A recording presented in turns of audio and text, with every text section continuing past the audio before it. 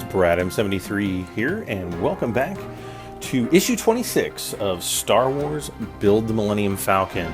In this issue, we don't really have too much to do. If we actually look at the back of the magazine here, we've got our packet here, which actually I've already opened primarily so that I could go ahead and prime some of the pieces that we get in this issue. But I did that in issue 25 because I just wanted to kind of speed things up a little bit and, you know, have this all ready to go by this issue. So we've got those pieces. So I'm going to set that aside. Let's see here. Let me go ahead. I'm going to finish opening the rest of this for right now. And we've got our transparent frame piece, which actually I took into the other room, so we won't get to see that assembled. We also have some framework, and I'm going to get the little pads out here because we'll put that on the support piece. We've got just some more framing and some screws and the whoops, I got it out of the camera view. Yeah, we've got the framework here, which has a little divot in it, which is like a blaster mark. Then we've got the framework and one of the strengthening ribs there, and then our assorted screws and the little piece of paper, which there's nothing in, so I'm going to go ahead and toss that. So I'm going to set these parts aside, though, for now, because I don't think we'll need these until the next issue. So these will get set aside. Let's take a really quick look at the magazine. We don't have too much to do in this issue, but we'll take a look at this really quick. We've got some information on the medical frigate Redemption. I always kind of like this ship. It's a pretty interesting design. I think it would be cool to build a model of. And I think that there are some models out there, but I think it would also be a very difficult one because there's a lot of little greeblies and pieces and things like that. But that's kind of cool. We can read up on that. Looks like there's a medical droid.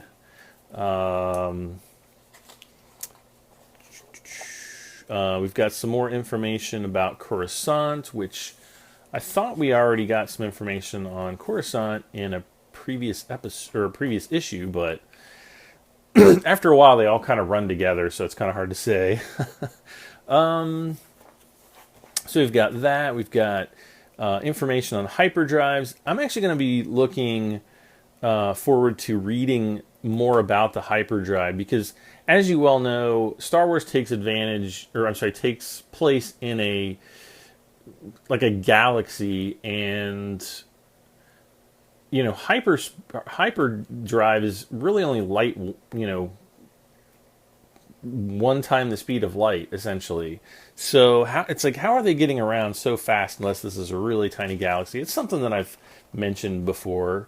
So we've got some information on the Millennium Falcon hyperdrive, the speed blur, that talks a little bit about the movie effect, which is kind of cool. And then, finally we have the pieces that are included with this issue, and finally just assembling the access tunnel. So the first thing I'm going to do is I'm going to take my framework here, and let's see, am I zoomed all the way out? Trying to make sure here. Yep, I think I am zoomed all the way out. All right, so we've got our framework here. We are just going to really quickly cut the packet open. We're going to put our two pads in place, and then I will go ahead. I'm going to assemble this with the rest of the framework off camera. Hello. And we're just going to pop these two pieces on. The little pads.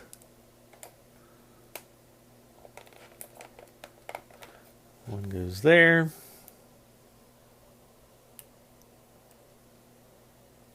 And the other one right up here. You don't have to be too perfect, but you know. Done. Not quite. So I'm going to set that aside. We also have some information on the internal angles and how they had it originally, I guess maybe originally set up. It says, one of the earliest attempts to explain the internal layout of the Falcon came in September of 1978 when Nilo Rodis Gamero, I hope I'm saying his name right, was tasked with drawing up blueprints that were probably linked to possible licensed models. Okay. These fitted the main set into the hull at an extreme angle and placed the gun port ladder behind a bulkhead, backing into the curved seating around the hologame. So, that would have been a lot. That would have been tremendously wrong had they done that. But just kind of interesting to see that. So in this issue, it's going to be really simple. We're just assembling the floor panels here in the ceiling panels with the hallway pieces and pads that we did in episode 25. So not really too much to do in this issue. So I'm going to pull my seat up here because I actually want to do a little bit of weathering on these pieces before I start putting anything together. Now, let's see, in step one, just talks about assembling the different panels, add the ceiling. The finished assembly should look like this. It says take the four wall panels that you assembled in stage 25, plus the angled floor and ceiling pieces provided this time.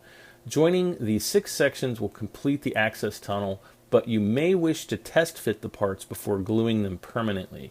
So yeah, we are going to test fit the parts, but we're not going to glue them permanently yet. The reason why is I'm going to be adding some like a glossy finish to the floor, so I want to be able to disassemble this piece, or at least the bottom portion of it, at a later date so that I can do that, because I don't actually have the right color that I want right now. So we also have the flooring piece for the little curved hallway that, let's see, I think it's going to fit like this, coming out of the other side of the hold, and I'm going to just kind of weather all of these pieces here at this time. So I'm going to set that aside. I have a little cap here. It's kind of dirty, doesn't matter. I'm going to put a little bit of water in it, like that. Don't need a lot. And then again, I've got my testers, Create Effects acrylic wash. Unfortunately, I don't really know why, but the the numbers have all faded off the back of the label. So if you want the number for this, I do have it in several of my previous episodes, so you might want to go back and hunt back through those if you want to find out. But it's pretty easy to find. I believe it's the only acrylic wash that testers have. I believe they also have an enamel wash, if I'm not mistaken. I could be mistaken on that, but maybe not. All right, so I'm going to try to pop some of these bubbles, and I'm being incredibly unsuccessful at that. Never mind then, Brad. So first, I just want to wet my paintbrush here, and I'm not really concerned at all about the ceiling. I would assume it would be the cleanest bit, but I want to get the surface of this wet, like so. And we'll just take a little bit of the acrylic wash and dirty that up.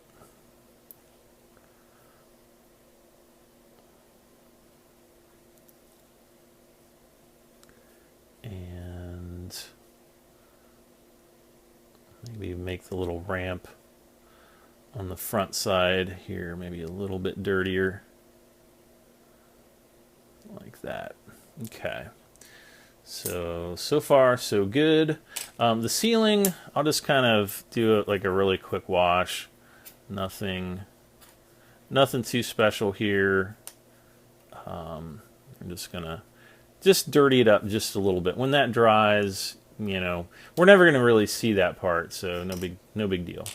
Oh, next we want to wet our brush again, since we're gonna do this side.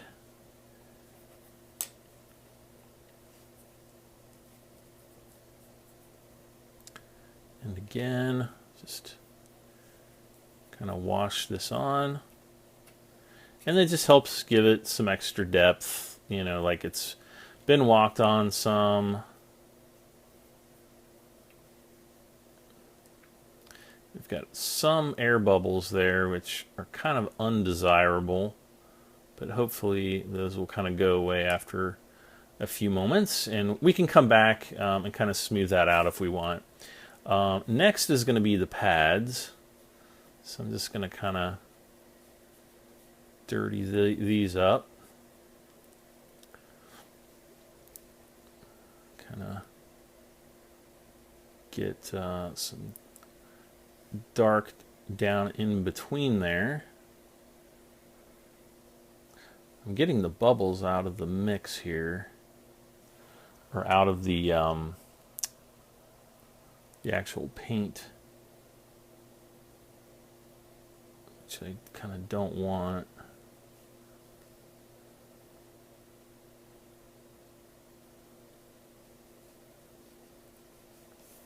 And again, we're just going to kind of lightly go across these, try to get the bubbles out as we can.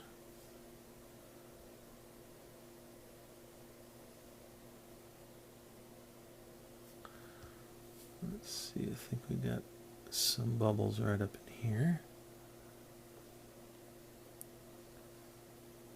Still getting some more bubbles there. Dadgummit.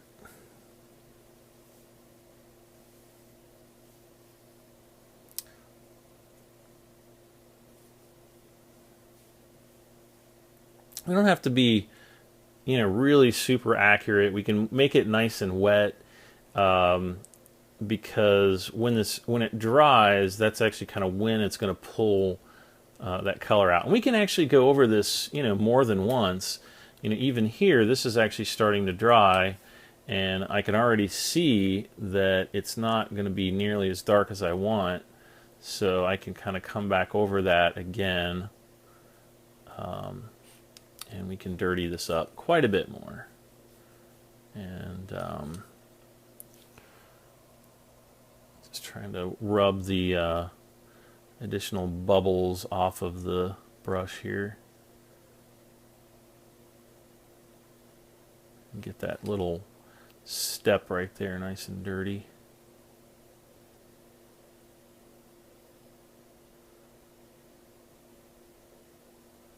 There we go. Okay, so I'll let that dry. We'll move on to our next piece.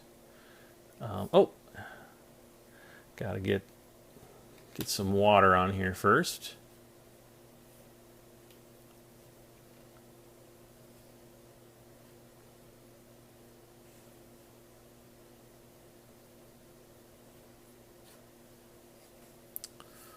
Let's see if I kind of pull this back towards me. Kind of get rid of most of those bubbles.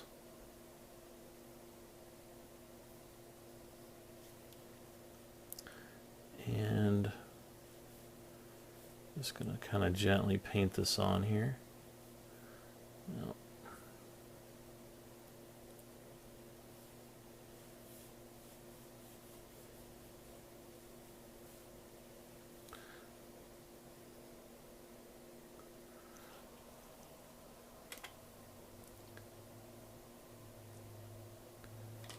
okay.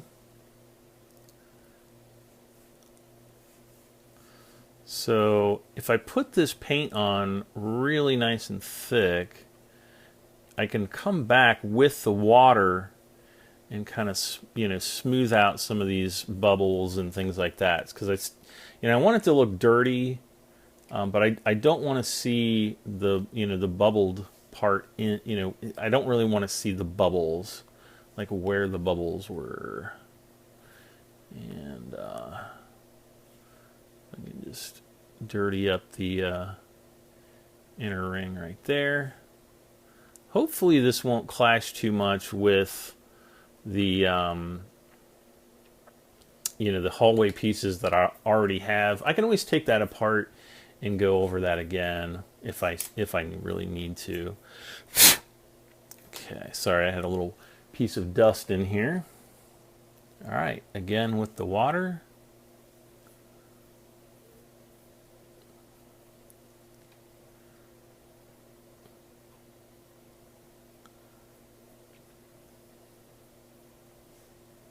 Okay.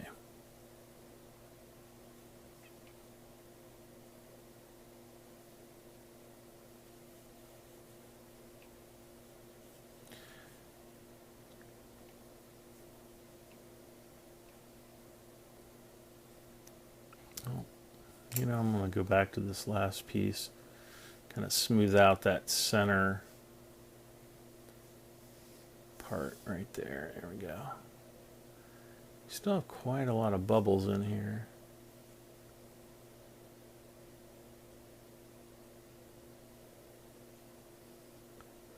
I want to get rid of those. Again, we can come back and smooth that out later.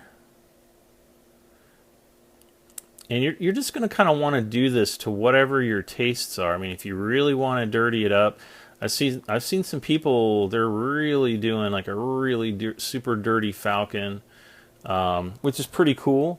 Not really the look that I'm going after, but I've really seen some people on the Facebook user groups for the Millennium Falcon build really do some super dirty. They're really going for this really super dirty, almost like a steampunk version of the Falcon, and I think it's really cool, really creative. Not what I would do. I am kind of a little bit more, focused on trying to do, an actual, trying to get it as close to the movie prop as I possibly can, but.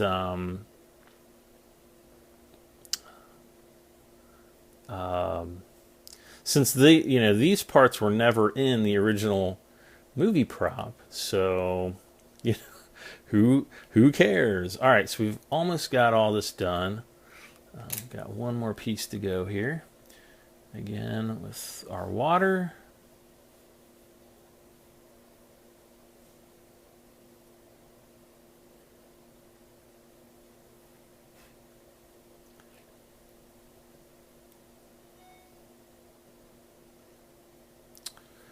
And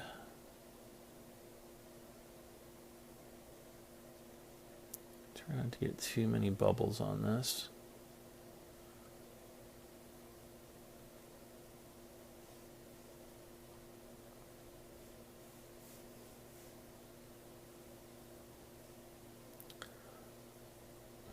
And again, I'm just trying to kind of dirty this up just so it looks nice and grungy and grimy. Also along the center panel here. Okay. And I think that's pretty good. Don't really know that I need too much more dirt and grit. Of course, now I go for like super heavy here.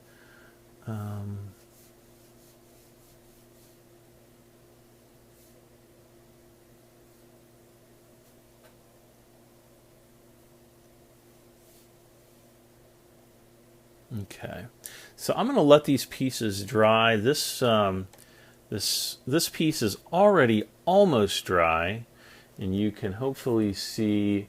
If I zoom in here, hopefully you'll see, how this piece is starting to look. You might even want to come back, kind of do the ends a little bit more. And kind of pull, when you get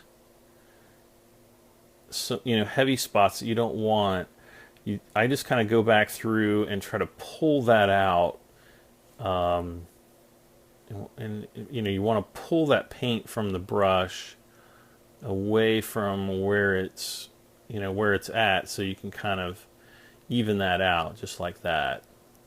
Whoops. There we go. See, that's really looking nice. Even in the camera, it looks really, really super good.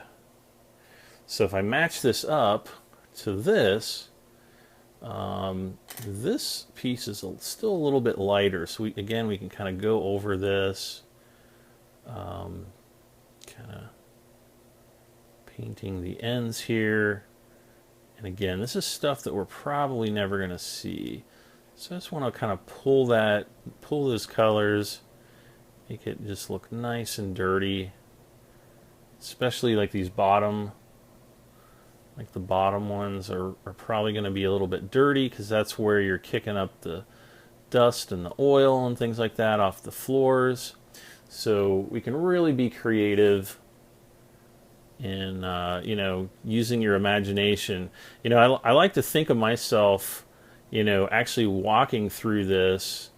You know, if I could make myself, you know, 1.5 inches tall and actually walk through this, it's kind of like, what would I expect to see inside this Falcon?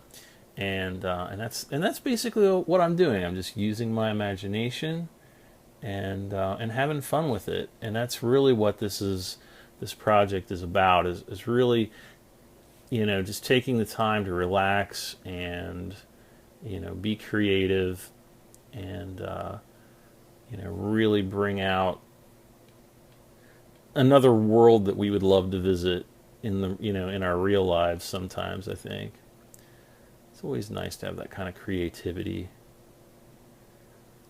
I'm starting to sound like that painter guy from PBS as a kid. What was his name? Bob Ross, I think. He'd always be like, "Oh, a little, you know, the happy trees." Okay, so I think I've got those pretty much done the way I want. So I'll kind of set those aside. We'll go back to some of these other pieces here again, and just try to pull out some more, you know, details.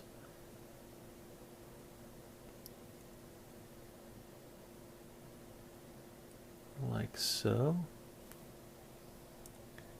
And again, kind of want to make these bottom, you know, the bottom two, maybe the third one, we want to make these a lot darker. If I get them too dark, which I think they are a little bit too dark here, I can grab some water, get some water in my brush. I'm not using paint thinner, I'm just using straight up water, because if I use thinner, like if I use I'm using isopropyl alcohol mainly as a thinner, but if I paint that on, it's actually going to dramatically affect some of the coats underneath it, which is what I don't want. And so that's why I'm kind of trying to be a little bit careful.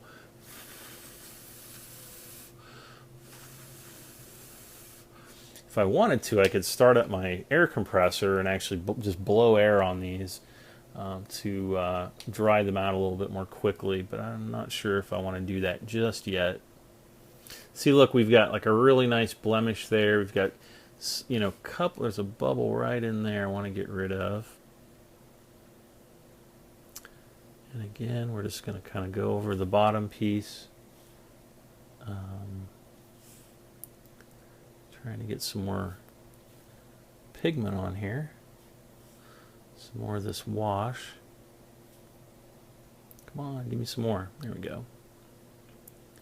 Just kind of make these lower panels a little bit darker.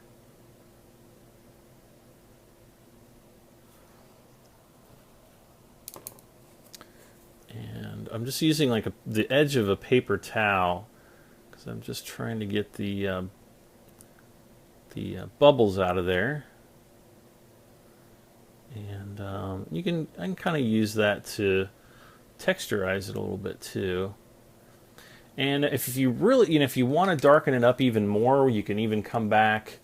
You can come back through with maybe some black if you want to do a black wash. You could actually darken that up quite a bit more. But I'm actually pretty happy with this. Actually, a little bit unhappy with this right here. Looking at it through, that's pretty good. I think that's pretty good right there. All right. So let me put the cap back on. I'm going to zoom out just a little bit. Put the cap back on my acrylic paint. And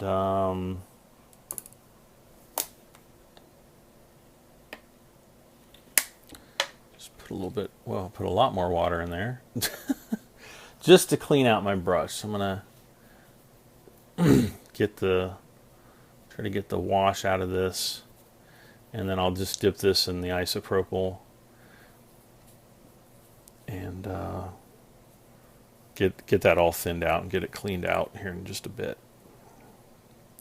But I want to get most of the paint out because I like to have a little jar of isopropyl lying around just so I can stick the edge, the tip of my airbrush in there. Actually, I'll show you how I do it. When I'm finished painting, I actually have a little jar here. Hopefully you can see it. I don't want to tip it too much. But I just have a airbrush jar. This is typically for mixing paints. You can attach it to the airbrush. But I actually have it filled up with my thinner, whatever thinner you're using. So when I'm done with this, I just, stick this in there and let it sit for a while. And once I'm, happy that it's thinned to my expectations, I guess, I'll actually go back through and then blow the thinner through the airbrush to really clean out the guts. And it actually works pretty well. Just looking at the front, it just needs to be blown out and it'll be nice and clean, and don't have to worry about too much cleanup. And plus the isopropyl alcohol, it's not going to destroy any of the seals or anything like that in the airbrush. So I just wanted to show you guys how I do that, and I'll set that over. It is kind of top heavy, but I haven't had it tip over yet, so it's all good. All right, so I'm going to set that aside. We're going to see how the drying is going.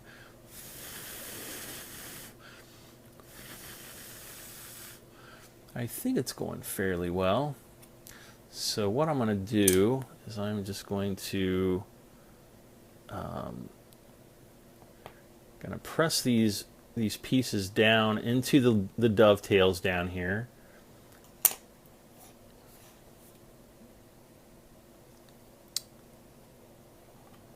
And that was an unexpected. We've got like a line right there. Now this is going to be a part that we're probably never ever going to see, but I do want to kind of brush that out a little bit so it's not really super distinctive. I just added a little bit of water to the brush to brush that out, so no big deal there. And again, we're just going to line this up, press that down. That's a pretty narrow corridor there. All right, next up is this guy.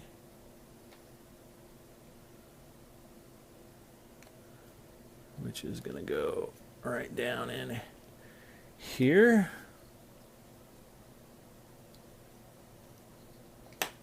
Last but not least, well, almost last but not least. So there we've got the corridor, and we're going to go ahead and put the ceiling on. And this one's a little bit tougher because you kind of have to align all 8 dovetails. Of course, this is the first time I'm doing it, so maybe it's really super easy. Oh, that was easy. Now I can really take it and push it all together, and there we have our hallway. So once we're done with this part and I'm satisfied, what I'm actually probably going to do is one of two things. I'm either going to take some isopropyl alcohol and I'm going to wash the outside of this so that it's all kind of that gray plastic color. I'm not going to worry about the bottom so much because we're probably never ever going to see that again. But and heck, we might never see any of this again. But I just thought maybe just to clean it up, make it look a little bit nicer, you know, I would clean this up a little bit. So there we have it. We've got the flooring piece, which is I've got a little bit of a wash on there. I'm going to go back over this again, maybe with some different colors. I'm just going to experiment around until I get the flooring how I want it. Now in the next issue, which I have sitting somewhere, let's see, let's take a quick look. I want to make sure everything's dry. I don't want to put my issues in wet paint here, but let me zoom all the way out here. In the next issue, issue 27, we're going to have the the bottom hallway piece. Not the floor, we've already got the floor, but the tube portion. We're going to have the bottom tube that the floor will sit into, and we'll also have the hall pads for the bottom, actually all the hall pads, which you can see here, but we'll be able to put the bottom pieces in. So I'll have to prime and you know, paint those pieces, and we'll do that in the next issue. We also have an extra hall piece and the last piece of framing for this issue, and if we go back and look here, yeah, the first part, like I said, is going to be the hallway, installing some padding there, and then we're going to assemble another segment of the bottom frame, and looks like one, maybe two of the frame stiffeners. I'm not really sure. We've got one here and another one going over there, so I can't remember if there's already one on here. I think there might be, but I'd have to go back out and actually look at the frame. But we're gonna get those installed. That'll be really super easy. And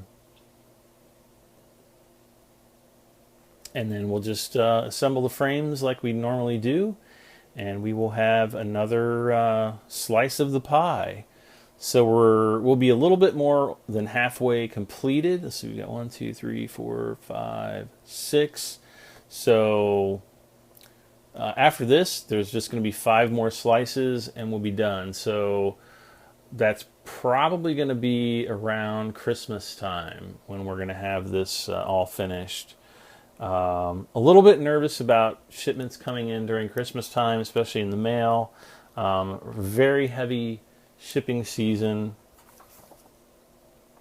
but I'm just going to keep my fingers crossed, hope for the best, and we will see you guys back for issue 27.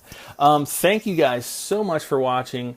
I hope that you found some of my painting techniques informative, or if you're just having fun following along, watching what's going on.